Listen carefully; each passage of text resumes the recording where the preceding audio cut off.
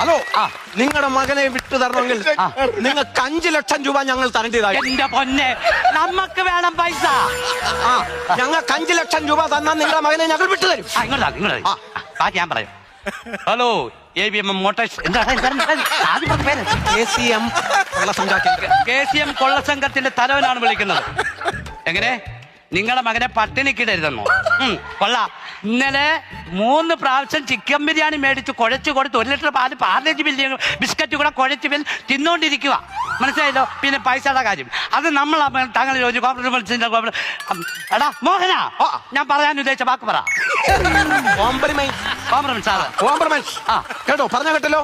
അത്രയും രൂപ തന്നാൽ നിങ്ങളുടെ മകനെ ഞങ്ങൾ വിട്ടുതരാം. എന്തോ എങ്ങനെ എന്താ പാടാ? ഇവൻ ഇവിടെ 3 നേരം ചിക്കൻ ബിരിയാണി ഒക്കെ കഴിക്കുമല്ലയോ? ഇവന്റെ അച്ഛൻ അവിടെ കഞ്ഞി കുടിച്ചോണ്ടിരിക്കുക. ഉള്ളിയെ